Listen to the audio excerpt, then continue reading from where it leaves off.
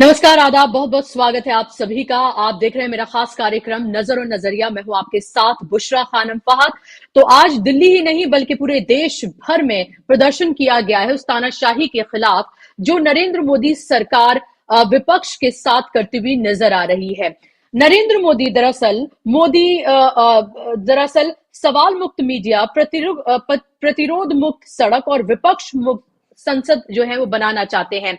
यही लुब्बे-लुबाब जो है आज निकला। जिस तरह का प्रदर्शन आज दिल्ली के जंतर मंतर पर देखने के लिए मिला, बड़ी तादाद में जहां पर कार्यकर्ता पार्टी के मौजूद थे। कांग्रेस ने क्योंकि इसकी कॉल दी थी तो बड़ी तादाद में कांग्रेस के कार्यकर्ता थे और उसके साथ साथ तमाम पार्टियों के कार्यकर्ता वहां पर मौजूद थे। मैंने लाइव रहकर वहां पर इसको कवर किया। तमाम जो इंडिया गठबंधन के दल हैं वो वहां पर मौजूद हैं और उनके समझ में ये जरूर आ रहा है कि 2024 की जो लड़ाई है दरअसल ये एक असाधारण लड़ाई है और इसको असाधारण तरीके से ही लड़ना होगा। जो एक तरह का पूरा एक हम कह सकते हैं कि जिस तरह से अब तक की राजनीतिक लड़ाइयां लड़ी गई हैं या इलेक्शन जीते और हारे गए हैं उससे बिल्कुल इतर ये चुनाव 2024 का विपक्षी दलों को लड़ना होगा जो एक साथ एक मंच पर इंडिया गठबंधन के नाम से इकट्ठा हुई हैं। और ये पहली रैली थी। ये महत्वपूर्ण रैली आज की इसलिए थी, ये भले ही 146 जो सांसद निलंबित किए गए हैं लोकसभा और राज्यसभा से, उसके बाद जो विरोध प्रदर्शन देखने के लिए मिले लगातार, उसके बाद भले ही एक रैली हो रही हो, लेकिन इंडिया गठबंधन के बैनर तले इस रैली का होना 2024 से पहले एकजुटता का मैसेज देना जनता में ये बेहद जरूरी है। और आज अगर मैं बात करूं, जब राहुल गांधी ने मंच से खिताब किया तो उन्होंने दो तीन महत्वपूर्ण बातें जो कही मैं आपके सामने रखना चाहूंगी। राहुल गांधी ने सबसे पहले कहा कि जब ब्रीच हुआ संसद में, सिक्योरिटी ब्रीच हुआ, वो एक अहम मुद्दा है। लेकिन आप ये देखिए, और शायद बीजेपी को सबसे ज्यादा इसी बात से, अगर मैं सही वर्ड का इस्तेमाल करूं, कि मिर्च लगी होगी तो वो ये कि उन्होंने कहा कि आप तक शायद वो तस्वीरें नहीं पहुंची होंगी, लेकिन ये भारतीय जनता पार्टी के जो नेता हैं वो देश भक्त अपने आप को बताते हैं, राष्ट्रभक्त अपने आप को बताते हैं, लेकिन सबसे पहले वो वहां से भागे थे जब वो जो कलरफुल जो गैस है जब वहां पर छोड़ी गई थी उन प्रदर्शनकारियों की तरफ से जो संसद में सिक्योरिटी को ब्रीच कर कर वहां पर पहुंचे थे। और उन्होंने कहा कि आप तक वो तस्वीरें नहीं पहुंची होंगी लेकिन हम वहां मौजूद थे, यानी कि जो सांसद अभी मंच पर थे हम वहां मौजूद थे और हमने वो तस्वीरें देखी हैं। और उसके साथ साथ आपने राहुल गांधी की वो तस्वीर भी देखी होगी जब राहुल गांधी बिल्कुल निडर एकदम खड़े हुए थे वहां पर। बीजेपी आईटी सेल ने उसको लेकर अलग तरह का प्रोपेगेंडा चलाया, लेकिन राहुल गांधी बिल्कुल निडर तरीके से वहां पर खड़े रहे। तो राहुल गांधी ने ये फर्क भी बताया कि आप ये देखिए कि जरा सी जो कलरफुल गैस वहां पर छोड़ी गई उससे वो सबसे पहले डर के वहां से भागे। हालांकि दूसरे सांसदों ने पकड़ा था उन प्रदर्शनकारियों को जो संसद की सिक्योरिटी को ब्रीच करके गए थे। दूसरी बात उन्होंने कही कि आप जो युवा हैं उनको लेकर उन्होंने एक सर्वे कराया और ये जानने की कोशिश की कि आखिर दिन में कितने घंटे वो मोबाइल का इस्तेमाल करते हैं। तो जो एक एवरेज निकल कर आया वो 7.5 घंटे का था कि 7.5 घंटे जो युवा हैं वो मोबाइल यानी कि सोशल मीडिया का इस्तेमाल, इंस्टाग्राम, फेसबुक, ट्विटर का इस्तेमाल करते हैं। और मोदी सरकार ये चाहते हैं, नरेंद्र मोदी ये चाहते हैं कि युवा इन्हीं तमाम चीजों में लगे रहें ताकि वो सवाल ना पूछे, बेरोजगारी पर सवाल ना पूछे, महंगाई पर सवाल ना पूछे, शिक्षा के गिरते स्तर पर वो सवाल ना पूछे और वो खामोश हो जाए, किताबों से उनको दूर कर दिया जाए और सिर्फ मोबाइल तक ही उनकी जिंदगी को महदूद कर दिया जाए। और तीसरी इंपॉर्टेंट बात मीडिया को लेकर उन्होंने कही और कहा कि मैंने तो सिर्फ उसको कैप्चर किया था अपने मोबाइल में। आप 146 जो सांसद निलंबित हुए हैं आप उनका मुद्दा नहीं उठाते हैं मीडिया वाले, लेकिन घुमा फिरा कर एक तरह का प्रोपेगेंडा, एक नैरेटिव सिर्फ चलाते हैं जिसके सेंटर में राहुल गांधी होते हैं।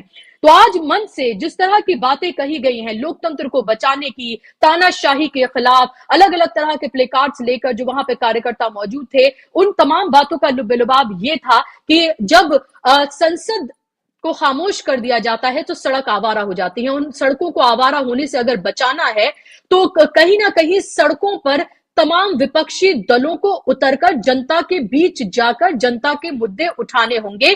इस लड़ाई को साधारण नहीं बल्कि असाधारण तरीके से लड़ना होगा।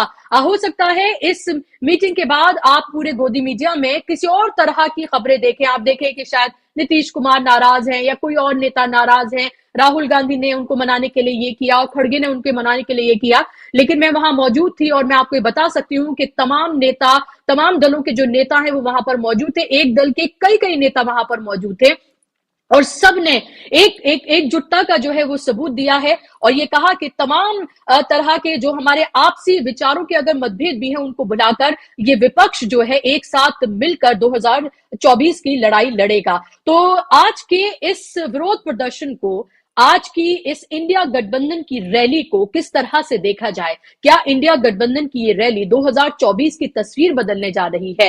ये एक रैली से तो जाहिर सी बातें मुमकिन नहीं, लेकिन इसी तरह की एकजुटता, इसी तरह की रैलियां, सीटों का बंटवारा, इश्यूज पर, मुद्दों पर एक राय, ये अगर सब कुछ होता है तो जाहिर सी बात है ये चुनाव अभी भी पूरे तरीके से खुला हुआ है।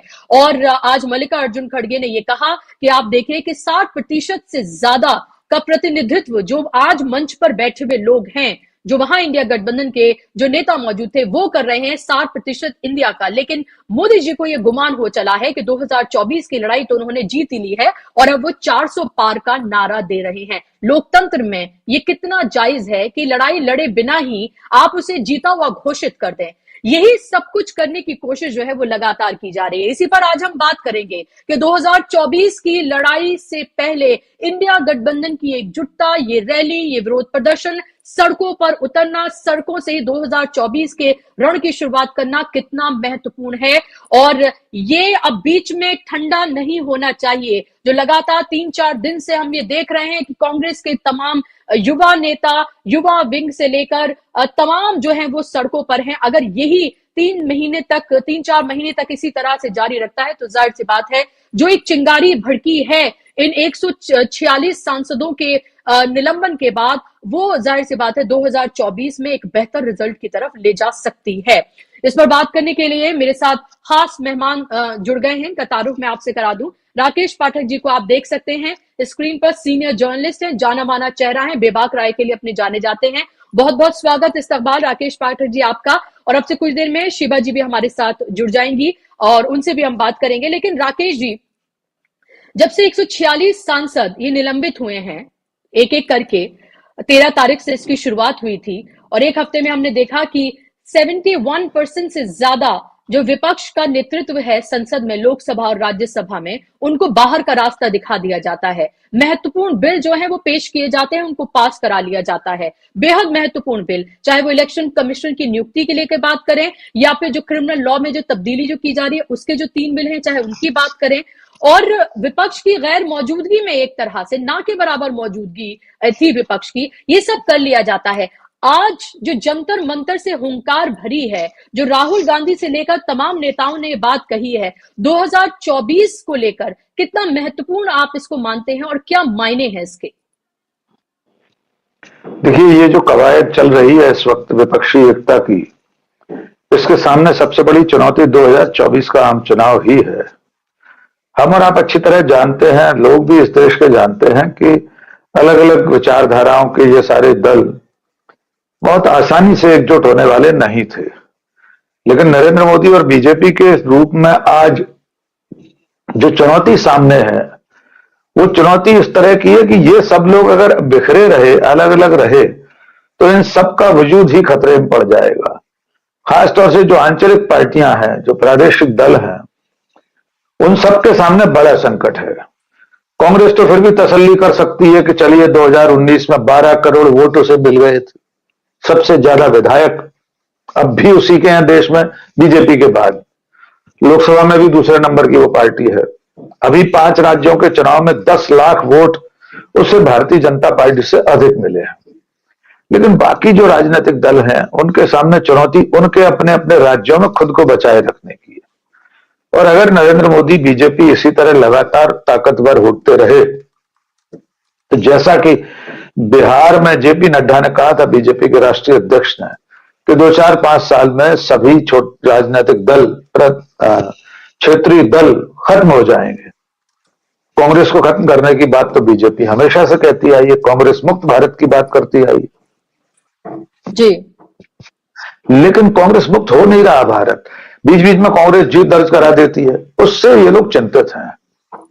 यही वजह है कि जो आपने शुरू में कहा था कि नरेंद्र मोदी को विपक्ष मुक्त भारत चाहिए, संसद चाहिए, विपक्ष मुक्त संसद, सवालों से मुक्त मीडिया, लोगों की आवाज उठाने वाले जितने और सामाजिक संगठन हो सकते हैं वे भी उन्हें नहीं चाहिए। अदालतों तक को धमकाती रही है सरकार, केंद्रीय मंत्री लोग, तो अदालतें भी उनको अपने मन माफिक चाहिए। इस वक्त जो लोग सत्ता में बैठे हैं वे कुल मिलाकर एक दलीय व्यवस्था को लाना चाहते हैं। मुझे लगता है उनका आदर्श चीन की कम्युनिस्ट पार्टी है। शायद यही इसकी एक वजह हो कि राम माधव जो संघ के बड़े पदाधिकारी हैं वे लगातार चीन के दौरे करते रहे हैं। चीनी कम्युनिस्ट पार्टी के तौर तरीकों, कामकाज को जानने के लिए वे जाते रहे हैं। हमारे माननीय प्रधानमंत्री का सबसे प्रिय और अभिन्न मित्र अगर कोई है तो चीन है। तो मुझे ऐसा लगता है कि वे उसको अपना आदर्श मानकर तमाम दूसरे विपक्ष को खत्म करना चाहते हैं। वे ऐसे किसी भी व्यक्ति, संस्था, दल, इकाई, संगठन, किसी को भी जिंदा नहीं रखना चाहते कि जो उनसे सवाल पूछ सके। वे उनके राजनीतिक अस्तित्व को, सामाजिक अस्तित्व को पूरी तरह खत्म करना चाहते हैं। वरना क्या वजह है कि संसद में घुसपैठ के असली मुद्दे पर बात करने के बजाय एक तथाकथित मिमिक्री पर और उसके बहाने से 146 सांसद निलंबित कर दिए जाते, क्योंकि सरकार नहीं चाहती कि उनके गृह मंत्री को सदन में आकर एक वाक्य भी बोलना पड़े उस घुसपैठ पर। तो बुशरा जी, असली चिंता 2024 है। 2024 में अगर सत्ता बरकरार नहीं रही तो उनके सामने जो खतरे हैं वे अच्छी तरह से जानते हैं कि अगर कानून ने अपना काम किया तो उनके लिए आने वाला समय बहुत ज्यादा कठिन हो जाए। जी बुशरा जी, बिल्कुल। और राकेश जी, क्या ये भी समझना बेहद जरूरी है विपक्षी दलों को भी कि जो अभी 3-4 दिन से जो हम एक तरह का हम ये देख रहे हैं कि स्पीड पकड़ी है, चाहे युवा कांग्रेस की बात करें या फिर विपक्षी दलों की बात करें, जिस तरह से लगातार वो सड़कों पर हैं, क्योंकि संसद में उनकी आवाज को पूरी तरीके से कुचल दिया गया है। उनको बात करने की इजाजत ही नहीं है, लब हिलाने की इजाजत ही नहीं है, क्योंकि लब हिलते हुए मोदी जी और अमित शाह को पसंद नहीं आते हैं। वो चाहते हैं कि सब जो है लब सीलें और सिर्फ हाथ चलाएं उस वक्त जब वोट देना हो, और वो भी उसी तरह से चलाएं ताकि वोट जो है उनके पाले में जाए। ये एक असाधारण सी लड़ाई है। क्या आपको लगता है कि विपक्ष को ये बात बहुत अच्छे से समझनी होगी कि जब कुछ हो जाए उसके रिएक्शन में आप कुछ करें, उससे बात नहीं बनेगी, लेकिन लगातार अगर आप इसी तरह से लोगों के बीच में जाकर लोगों से संवाद करके, रैलियां करके, आंदोलन करके, प्रदर्शन करके, क्योंकि जब सब कुछ खत्म हो जाता है तो आंदोलन से ही बात बनती है, और ये हमारा पूरा इतिहास हमारे देश का बताता है। तो ये लड़ाई उनको असाधारण तरीके से ही लड़नी पड़ेगी, और ये जितनी जल्दी वो समझ जाएं उतनी जल्दी अच्छा है, क्योंकि एक तरफ मीडिया है उनके पास, तमाम तरह के एजेंसीज हैं उनके पास, पैसे की ताकत है, धन बल सब कुछ है, और साम दाम दंड भेद से वो इलेक्शन जीतना जानते हैं। तो ऐसे में मुश्किलें तो बहुत हैं विपक्ष के पास। देखिए, बीजेपी से ही अकेले नहीं लड़ना है विपक्ष को। विपक्ष के सामने कोई एक राजनीतिक दल अकेला थोड़ी है। उस विपक्ष के सामने बीजेपी के साथ उसके घटक दल हैं, जो वैसे राजनीतिक दल के रूप में पंजीकृत हैं वो तो हैं ही। कुछ ऐसे दल भी हैं जो प्रशासनिक इकाई के रूप में पंजीकृत हैं, जिनका नाम ईडी है, सीबीआई है, एनआईए है, सतर्कता निदेशालय है, और अदालतें भी हैं। अब तो यूं कहना चाहिए, सीधे अदालतों पर आक्षेप हम नहीं लगा रहे, लेकिन जिस तरह के फैसले हो रहे हैं उसको लेकर वो भी एक मोर्चा बन गया है। विपक्ष के सामने सबसे बड़ी एक और चुनौती है, वो इन सारे बीजेपी, नरेंद्र मोदी के घटक दलों के अलावा, सहयोगी दलों के अलावा, जो उस गठबंधन का सबसे बड़ा हिस्सा है वो है मीडिया। वो भी सत्ता में बैठी पार्टी के साथ एक शामिल होने वाले दल के रूप में काम कर रहा है। वो भी एक घटक दल बन चुका है। वो सत्ता से सवाल नहीं पूछता, वो विपक्ष से सवाल पूछता है। वो सत्ता से सवाल नहीं पूछता, वो जनता से सवाल पूछता है। तो ये जो मीडिया है, इसकी चुनौती भी विपक्षी गठबंधन के सामने है कि आखिर इनसे कैसे पार पाया जाए। जिस वक्त देश में बहस इस बात पर होनी चाहिए थी कि देश की सबसे बड़ी पंचायत में सुरक्षा को धक्का बताकर कोई दो लोग कैसे उसके भीतर कूद गए, बजाय इसके मुख्यधारा का मीडिया सत्ता में बैठे लोग बहस चला रहे हैं कि किसी ने किसी की मिमिक्री कर दी, जबकि मिमिक्री करने वाले ने न तो व्यक्ति का नाम लिया न पद का नाम लिया, फिर भी उन्हें इतना बुरा लग गया कि वे हाथ हो गए और जाति की राजनीति पर उतर आए। बुशरा जी, हमारे देश ने तो वो स्वर्ण काल भी देखा है जब पंडित जवाहरलाल नेहरू अपने कार्टून बनाने वाले कार्टूनिस्ट को फोन करके कहते थे, जिसने उन्हें एक गधे के रूप में निरूपित कर दिया था। पंडित जवाहरलाल नेहरू उस देश का प्रधानमंत्री, वे फोन करके कार्टूनिस्ट से कहते हैं, क्या तुम आज एक गधे के साथ चाय पीना पसंद करोगे? यानी सुबह जिस कार्टूनिस्ट ने उन्हें गधे जैसा निरूपित किया था, जवाहरलाल नेहरू खुद को गधा मानकर उन्हें फोन करके कहते हैं कार्टूनिस्ट को, क्या आप एक गधे के साथ चाय पीना पसंद करोगे? इस देश ने वो संसदीय लोकतंत्र देखा है जिसमें देश का प्रधानमंत्री विपक्ष में बैठे हुए एक नए नवेले सांसद अटल बिहारी वाजपेयी की प्रशंसा में यह कहता है कि यह लड़का एक दिन देश का प्रधानमंत्री बनेगा, वो भी विदेशी अतिथि के परिचय कराते समय। वहां से यहां तक पहुंचने में बहुत पानी बह गया है गंगा यमुना सरस्वती में। अब इस सरकार को, सरकार के मुखिया को न तो सवाल पूछने वाले सांसद चाहिए, न सड़कों पर प्रदर्शन करने वाला देश और समाज का कोई भी तबका, कुछ नहीं चाहिए उन्हें। किसान अगर बैठे तो किसान खालिस्तानी है, छात्र अगर अपनी बात उठाएं तो वे नक्सलवादी हैं, टुकड़े टुकड़े गैंग के सदस्य हैं। पत्रकार अगर कुछ लिखें, लेखक, कवि, कथाकार कुछ सवाल उठाएं तो वे कलम नक्सल हैं। आप कल्पना कर सकते हैं कि जिस सरकार को विश्वविद्यालय परिसर में विरोध प्रदर्शन पर ऐतराज है, उसको लेकर जेएनयू में एक प्रस्ताव पारित हो गया, निर्देश जारी हुए हैं कि 20,000 रुपए जुर्माना लगेगा। उस निजाम में संसद में कोई सवाल कैसे पूछ सकता है? वहां तो सरकार को जवाब देना पड़ता है। सड़कों पर सवाल पूछने पर ठीक है, आप जवाब न दीजिए, लेकिन अल्टीमेटली संसद तो चुने हुए लोगों की संस्था है। वहां अगर विपक्ष कह रहा है सिर्फ 2 वाक्य आकर बोल जाएं गृह मंत्री, हम ज्यादा लंबी बहस नहीं चाहते। कांग्रेस के नेताओं ने कहा कि हम तो 1-1.5 घंटे में इस बहस को खत्म कर देते, मुद्दा हम बनाना ही नहीं चाहते थे। लेकिन बीजेपी और उसके मुखियाओं ने इसको इस तरह से पोर्ट्रे कर दिया कि विपक्ष संसद को चलने नहीं दे रहा। इस मौके पर एक बात और याद दिलाना है बुशरा जी, कि जब एनडीए की सरकार पहले थी, अरुण जेटली और सुषमा स्वराज जैसे नेता संसद में हुआ करते थे, तब वे कहते थे कि क्षमा कीजिए, यूपीए की जब सरकार थी मनमोहन सिंह की, तो ये लोग कहते थे सरकार चलाना तो सदन चलाना तो सरकार की जिम्मेदारी है और सदन न चलने देना भी संसदीय परंपरा है। ये अरुण जेटली का बयान है, ये सुषमा स्वराज के शब्द हैं। और आज जब वे सत्ता में बैठे हैं तो विपक्ष पर जिम्मेदारी थोप रहे हैं। तो इस पाखंड को समझने की जरूरत है। देश के लोगों को यह समझना होगा कि ये सरकार में बैठे लोग, सरकार का मुखिया, सरकार के 1 और 2, नंबर 1, नंबर 2, वे किसी सवाल का जवाब नहीं देना चाहते, सवालों से भागते हैं। राहुल गांधी ने आज जो कहा ना कि संसद में 2 लोग लड़के कूदे और बीजेपी के लोग भाग गए, हवा निकल गई, तो इनका तो इतिहास पहले भी ऐसा ही रहा है। आजादी की लड़ाई में भी ये लोग भाग खड़े हुए थे, कहीं नहीं थे स्वतंत्रता संग्राम में। आज जो राजनीतिक दल है उसके वैचारिक पुरखे आजादी की लड़ाई में कहीं शामिल नहीं थे, तब भी उनकी हवा निकल गई थी। आज भी उनकी स्थिति यही है। जी बुशरा जी। जी बिल्कुल बिल्कुल। और आप ये देखिए कि सरकार की बेशर्मी का हाल ये है कि मणिपुर में 8 महीने से जो कुछ वहां पर हो रहा है, कितना प्रदर्शन विपक्ष की तरफ से किया गया, सवाल पूछे गए, कहा कि लगातार आप ये देखिए कि तमाम मंचों से जहां जहां से पॉसिबल हो सकता था वहां से राहुल गांधी ने मणिपुर को लेकर बात की, तमाम विपक्ष ने मणिपुर को लेकर बात की, लेकिन उस चीफ मिनिस्टर का इस्तीफा नहीं लिया जाता है। जिस सांसद के पास पर वो लड़के अंदर घुसते हैं संसद में, उनसे कोई सफाई नहीं ली जाती है। ब्रजभूषण सिंह जो है उससे इस्तीफा नहीं लिया जाता है, बल्कि उसके एक तरह का ये कहें कि एक फॉर्मेलिटी है कि किसी और का नाम अभी भी जो कुश्ती संघ है तो ब्रजभूषण के ही अंडर ही उनके बिल्कुल एकदम करीबी को जो है वो वहां का अध्यक्ष बना दिया जाता है।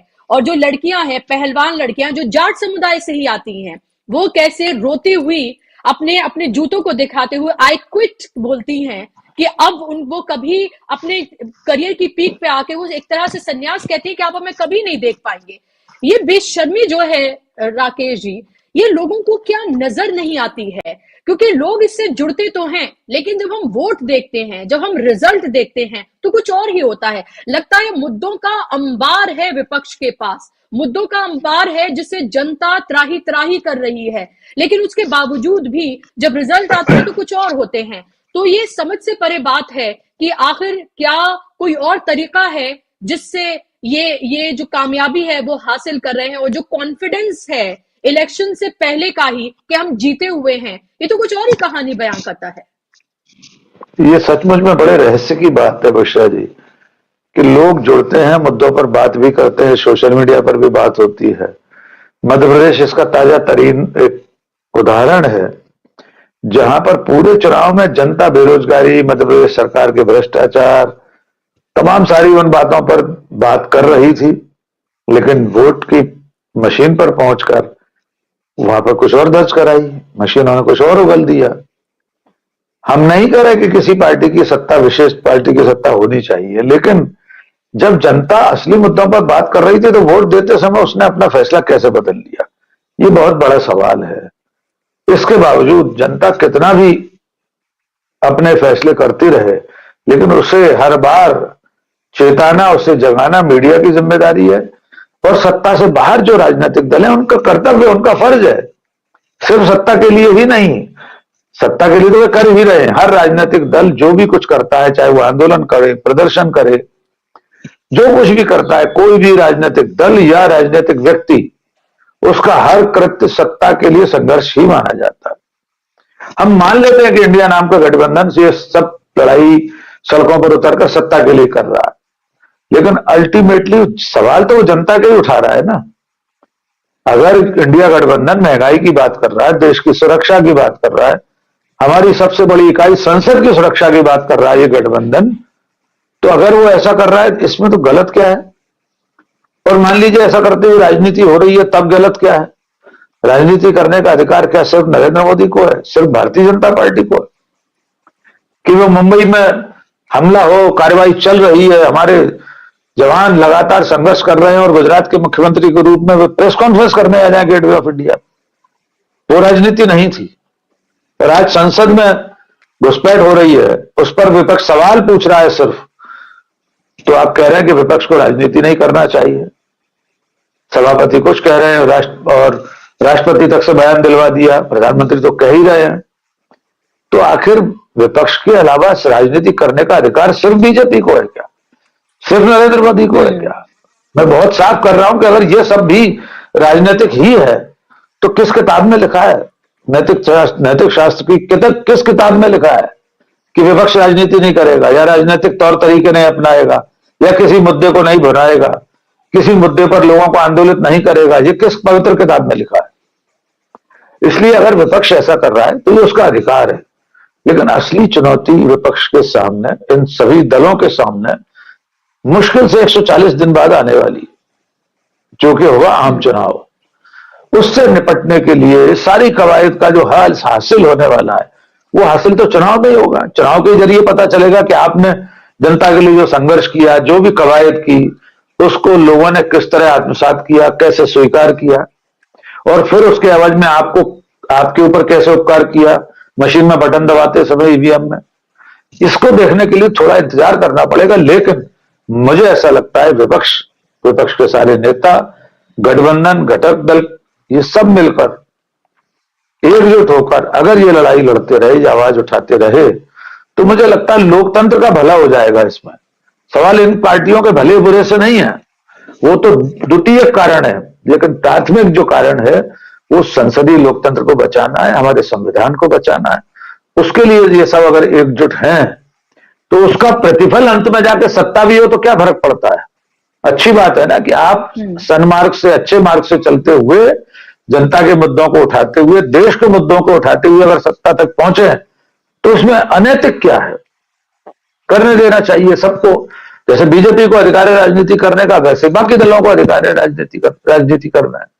जी जी बिल्कुल, जाहिर सी बात है। और आज जब मंच से अलग अलग नेताओं ने बात की और जो वहां कार्यकर्ता मौजूद थे, उन्होंने भी यही कहा कि दरअसल लोकतंत्र को बचाना सेव डेमोक्रेसी के बैनर तले ही इंडिया गठबंधन ने ये दरअसल पूरा मंच जो है वो आज सजाया था, और यही कहना है कि इस तानाशाही रवैये के खिलाफ वो अपनी आवाज बुलंद कर रहे हैं, और हमारा मकसद आइडिया ऑफ इंडिया जो है उसको बचाना है, डेमोक्रेसी को बचाना है, और जो नफरत की बयार जो बह रही है उसमें मोहब्बत के फूल खिलाने हैं। और यही बात आज फिर से राहुल गांधी ने यहां पर कही है। लेकिन यहां पर सबसे महत्वपूर्ण बात यह हो जाती है कि ये तमाम बातें अच्छी हैं, आप सड़क पर उतर रहे हैं, बात कर रहे हैं, लोगों के बीच जा रहे हैं, अगर ऐसा ही जारी रहता है तो जाहिर सी बात है एक मोमेंटम बना रहेगा, एक मूवमेंट जो है वो खड़ा होगा। और अगर बीजेपी इससे परेशान नहीं होती, इंडिया गठबंधन के इन दलों से, तो इंडिया को भारत कहना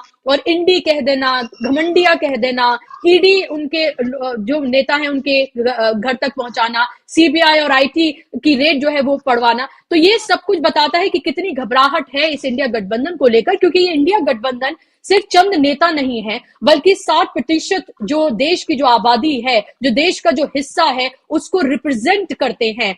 ये बड़े बड़े जो स्टेट्स हैं उसके मुख्यमंत्री हैं, उसके क्या कहते हैं, सदर की तरह से हम कह सकते हैं कि वो वहां पर मौजूद हैं। तो ऐसे में ये देखना बेहद महत्वपूर्ण है। लेकिन लड़ाई जो है राकेश जी, वो लड़ी तो वोटों से जाती है। मुद्दों के साथ आप लोगों के बीच में आप जाएंगे, आपको कितने वोट मिले, आपने कितनी सीटें हासिल की, कितने एमपीज आए, आप सरकार बना पाए नहीं बना पाए, यही सारा लुब्बे लुबाब है इस इलेक्शन का। तो क्या आपको लगता है अभी भी पेच जो है वो सीट बंटवारे को लेकर ही है? अगर एक सीट पर तमाम गठबंधन मिलकर जो जितने भी राजनीतिक दल हैं, अगर एक कैंडिडेट को खड़ा करते हैं तभी बात बनेगी, वरना ये तमाम कवायदे जो हैं वो उस तरह से सफल नहीं हो पाएंगे जिसकी कोशिश में लगातार तमाम दल लगे हुए हैं महीनों से। मैं आपकी बात से पूरी तरह सहमत हूं मिश्रा जी। इस पूरे गठबंधन के सामने जो असली चुनौती आने वाली है, सड़कों पर लड़ने, आंदोलन करने, धरना प्रदर्शन करने से कुछ नहीं होगा। जब तक कि चुनाव की टेबल पर, सीटों के बंटवारे की टेबल पर बैठेंगे, जब तक कि वो बंटवारा आपसी समझ के साथ न हो जाए, कौन किसके लिए कितनी सीटें छोड़ेगा, जो क्षेत्रीय दल हैं वे कांग्रेस के बड़े भाई जैसी भूमिका को स्वीकार करेंगे कि नहीं करेंगे। जबकि मल्लिकार्जुन खड़गे और राहुल गांधी लगातार ये प्रदर्शित कर रहे हैं कि वे कोई बड़े भाई जैसी भूमिका में नहीं रहना चाहते, वे बराबर के भाई की भूमिका में आप सबके साथ बराबर जैसा दिखना चाहते हैं। लेकिन असली परीक्षा जो मैं बार बार कह रहा हूं, अग्नि परीक्षा होने वाली है तालमेल की टेबल पर। इस देश में कांग्रेस को जितने वोट मिलते हैं, जितने वोट मिले हैं पिछले चुनाव में, बाकी के सारे घटक दल मिलाकर अपने वोट भी गिन लें, पूरे सबको जोड़ लीजिए, तब भी वो कहीं नहीं बैठते। इतने ज्यादा वोट कांग्रेस को उस वक्त मिलेंगे बीजेपी के बाद।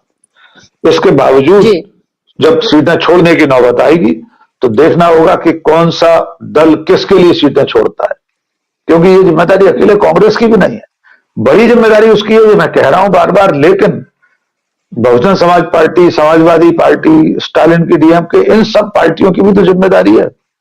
इनमें से कौन कितनी सीटें दूसरे के लिए छोड़ेगा, चुनाव अभियान में कौन एक साथ किसके लिए आएगा, कितनी सभाएं उसकी एक साथ होंगी, यह असली चुनौती है। और अगर गठबंधन, इंडिया नाम का यह गठबंधन ऐसा कर पाया, एक सूत्र में पिरोकर रख सके अगर अगले 2 महीने ये लोग, क्योंकि देखिए एक मुहावरा है, यद्यपि बहुत से लोगों को अच्छा नहीं लगता, लेकिन हमारे देश में चूंकि मत भिन्नता, विचार भिन्नता इतनी है कि उस मुहावरे में जो कहा गया, मेढकों की तौल है। आप एक तलवे में मेढकों को एक साथ नहीं तौल सकते। आप 4 रखेंगे, 5वां नीचे कूद जाएगा, 5वां उठा के रखेंगे, 6वां कूद जाएगा। तो अभी तो ये अगले 1-1.5 महीने तक ये देखना जरूर दिलचस्प होगा कि जितने 28 घटक दल इनके साथ आए हैं, उन 28 में से जो बहुत छोटी हैसियत वाले उन्हें छोड़ दें, बाकी जो बड़े दल हैं वो सीटों की तालमेल की टेबल पर किस तरह साथ बैठ पाते हैं, किस तरह एक दूसरे के लिए सीटें छोड़ते हैं, ये जब तक सामने नहीं आएगा, मुझे भी ऐसा लगता है कि ये कवायद अभी बेमानी है।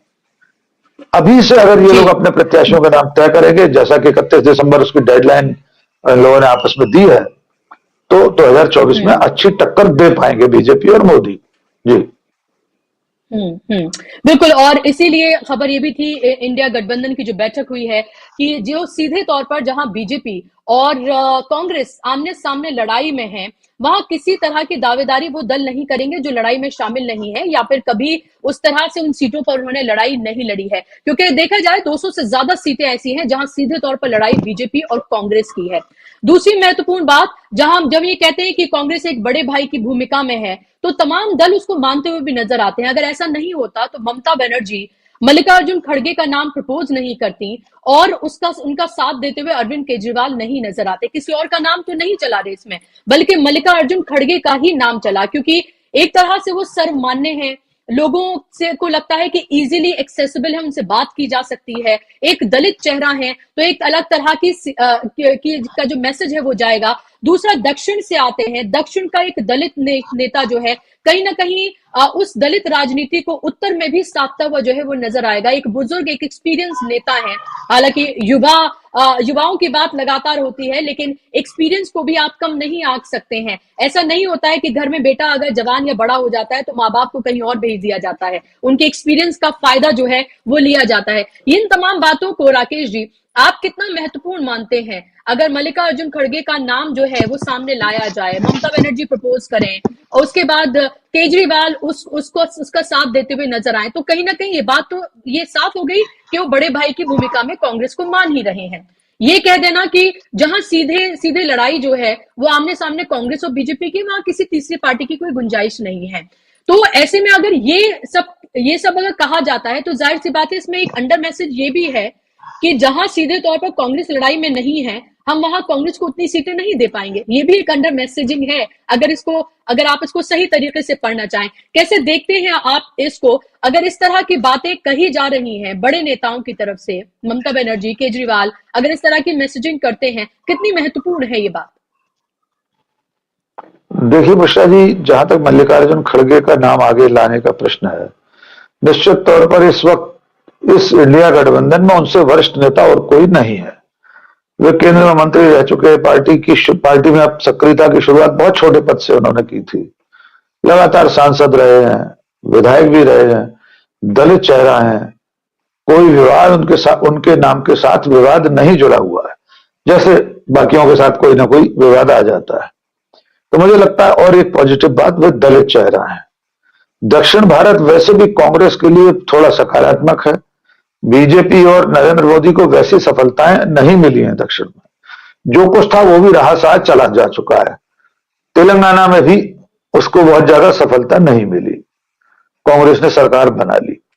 तो मुझे ऐसा लगता है कि मल्लिकार्जुन खड़गे का नाम आगे बढ़ाने में, हो सकता है कुछ लोग ये राजनीति देख रहे हों कि ममता बनर्जी और केजरीवाल उनका नाम आगे बढ़ाकर राहुल गांधी के नाम को रोकना चाहते हैं।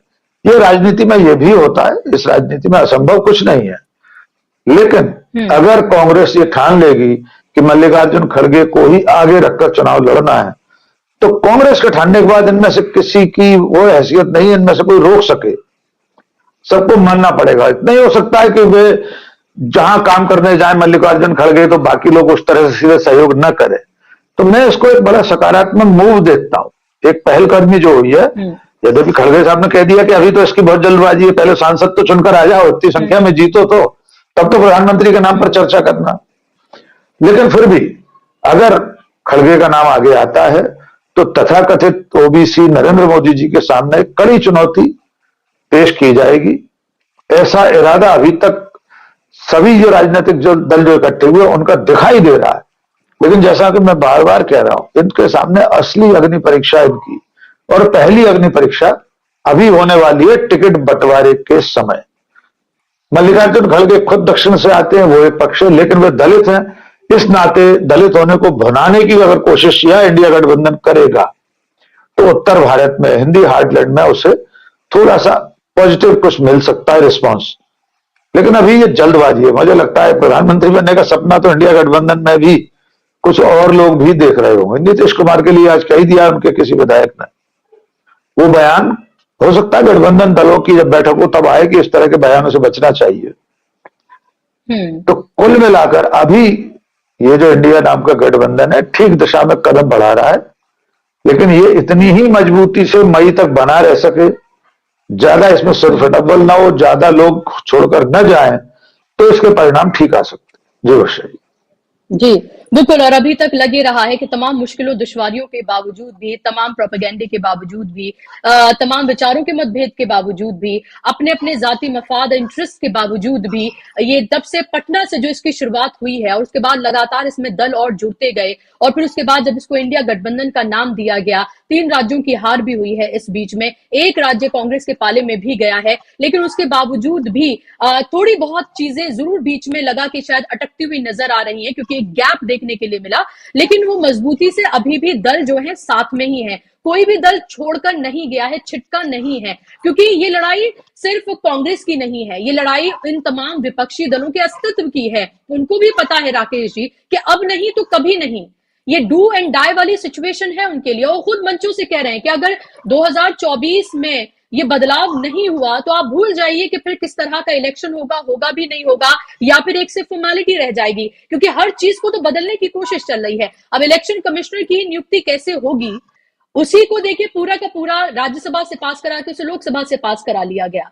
तो अब वो नियुक्ति भी एक तरह का, आप ये देखें कि एक फॉर्मेलिटी भरी रह गया है कि किसकी नियुक्ति की जाएगी। हालांकि वैसे भी इलेक्शन कमीशन की पूरी भूमिका को लेकर लगातार विपक्ष जो है सवाल उठाता रहा है। ईवीएम को लेकर भी जो उसने जो पूरा नोटिस दिया था और जो जिस तरह का एक तरह का प्रपोजल जो दिया गया है इंडिया गठबंधन की बैठक में, उसमें भी ये कहा गया है कि 100% वीवीपैट से जो स्लिप्स निकलती हैं उसका मिलान किया जाए। तो ईवीएम की लड़ाई को लेके भी एक तरह का सजग है, सतर्क है विपक्ष, और लगातार उस तरह की मैसेजिंग भी वो दे रहा है।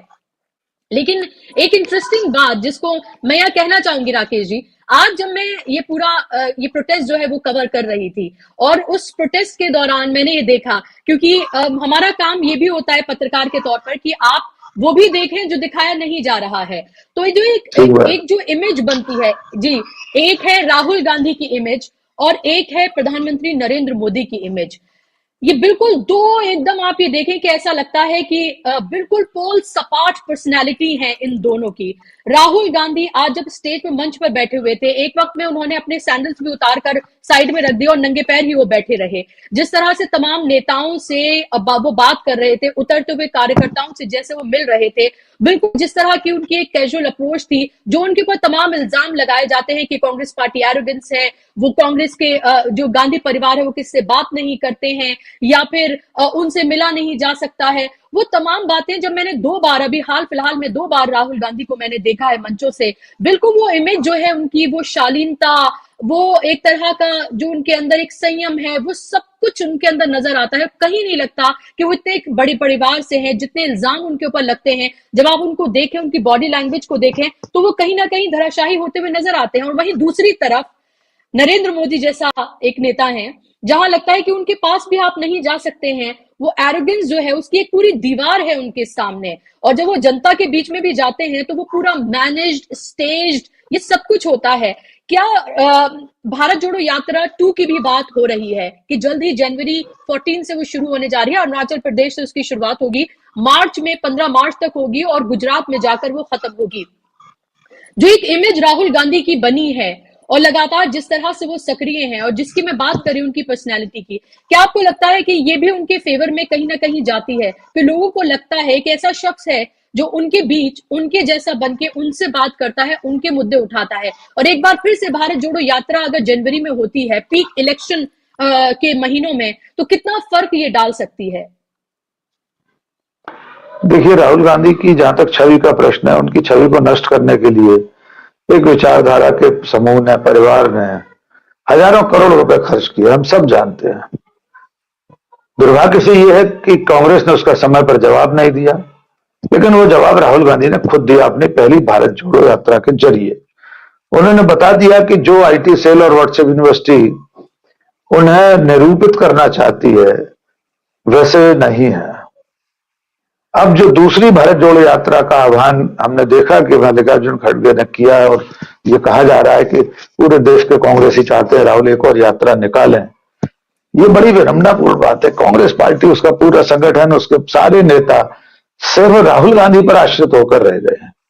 खुद कुछ करेंगे नहीं, अपने अपने राज्यों में संघर्ष नहीं करेंगे, जेल नहीं जाएंगे। लोगों से के मुद्दों को नहीं उठाएंगे अपने राज्यों में, और चाहते हैं राहुल गांधी अकेले उन मिलकर अपने कंधे पर ये जुआ रख लें और ये वैतरणी पार करा ले जाए। फिर भी मुझे लगता है कि जो टाइमिंग है राहुल गांधी की दूसरी भारत जोड़ो यात्रा की, अगर वो उस तरह की होती जैसी की पहली थी, तो मुझे लग रहा है लोकसभा चुनाव में दिक्कत आ सकती है, क्योंकि मेरे ख्याल से मार्च में तो आचार संहिता चुनाव का कार्यक्रम घोषित हो जाएगा, तो मात्र 3 महीने में पूर्व से पश्चिम तो राहुल गांधी नहीं जा पाएंगे। दूसरे चुनाव से पहले की जो तैयारियां होती हैं वो उनकी गैर हाजिरी से प्रभावित हो सकती हैं। मैं तो व्यक्तिगत रूप से अगर कहना चाहूं तो मैं ये कहूंगा, इस वक्त भारत जोड़ो यात्रा की बजाय राहुल गांधी चुनावी दौरे करें। अगर घटक दलों के नेताओं के साथ करना चाहें तो और बेहतर है, वरना चुनावी दौरे उत्तर प्रदेश और जो भी उनका रूट था उस पर करें, पर उसे यात्रा का नाम नहीं दें, क्योंकि यात्रा मान लीजिए 12-14 मार्च के आसपास आचार संहिता घोषित होगी, चुनाव का कार्यक्रम घोषित हो गया, तो या तो उन्हें अपनी यात्रा रोकनी पड़ेगी, या फिर ये होगा कि चलती यात्रा में से एक दिन के लिए वे कहीं जाएंगे आम सभा करने, रैली करने, फिर लौट कर आएंगे, फिर यात्रा वापस चल पड़ेगी। ये इस अभी यह सब करने की जरूरत नहीं है। अभी असली लड़ाई 2024 का चुनाव है। तो जो गारंटेड फार्मूले है वो ये है कि आप अपने प्रत्याशियों का चयन करें, समय से प्रत्याशियों के नाम घोषित करें। कांग्रेस में जो गुटबाजी है उसके खिलाफ लड़ाई लड़ाएं, उसको जिस तरह भी पार्टी भीतर से साफ कर सकती है वो करे। मल्लिकार्जुन खड़गे की जिम्मेदारी है कि वो अपनी पार्टी को सुदृढ़ करने की कोशिश करें, और राहुल गांधी एक बड़ा प्रतीक है ही उनके पास। एक तरफ संगठन खड़ा हो जाए, एक तरफ राहुल गांधी, जब ये दोनों मिलकर चुनाव में उतरेंगे तो पूरे गठबंधन को ही लाभ होगा इससे, मेरा ऐसा मानना है फिलहाल। बाकी हम लोग सुझाव तो कुछ भी दे सकते हैं, तय तो कांग्रेस पार्टी को, राहुल गांधी को खुद को करना है कि उन्हें इस तरह यात्रा निकालनी है या लोकसभा चुनाव के लिए पूरा देशव्यापी दौरे करने हैं। निश्चित तौर पर अगर वे यात्रा इस वक्त शुरू करेंगे तो चुनाव से पहले का जो कामकाज होता है, स्क्रूटनी होना है, प्रत्याशियों का चयन होना है, बार बार बैठकें होंगी, वो कब करेंगे? वो उसके लिए बार बार दिल्ली आएंगे क्या? तो मुझे लगता है यात्रा से बचना चाहिए इस समय। जी जी, और जाहिर सी बात है क्लैरिटी नहीं है, थोड़ा कंफ्यूजन है, इसीलिए हर बार एक नया जो एक तारीख जो है वो सामने आती है।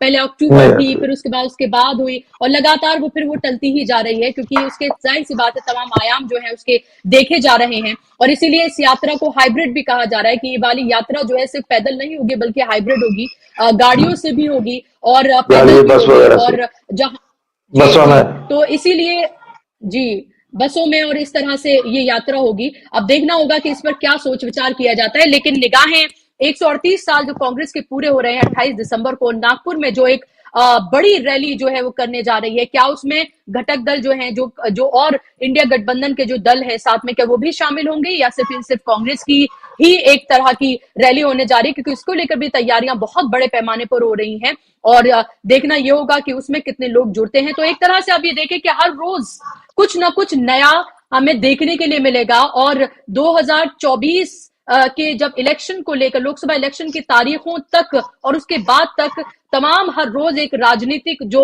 पूरा माहौल है वो बदलता हुआ हमें नजर आएगा, और बहुत कुछ होता हुआ नजर आएगा, और हम सब उसके गवाह बनेंगे। बेहद इंटरेस्टिंग ये होना जा रहा है। जैसे मैंने शुरू में कहा कि ये लड़ाई जो है वो साधारण नहीं बल्कि बहुत असाधारण है, और उसे उसी तरीके से ही लड़ा जाना चाहिए। बहुत शुक्रिया राकेश पाठक जी, आपने अपना कीमती वक्त दिया और हमारे साथ आप जुड़े, और शुक्रिया आप तमाम दर्शकों का भी इस कार्यक्रम का हिस्सा बनने के लिए। देखना ये होगा कि इसके बाद और जो इंडिया गठबंधन की रैलियां होती हैं उसमें क्या मैसेजिंग होती है, और सीट बंटवारे को लेकर क्या फॉर्मूला तैयार होता है। आगे आने वाले दिन इंडिया गठबंधन के लिए, देश की राजनीति के लिए, देश के भविष्य के लिए, इस लोकतंत्र के लिए, आइडिया ऑफ इंडिया के लिए, उसको बचाए रखने के लिए बेहद महत्वपूर्ण है। आज के कार्यक्रम में बस इतना ही। नमस्कार।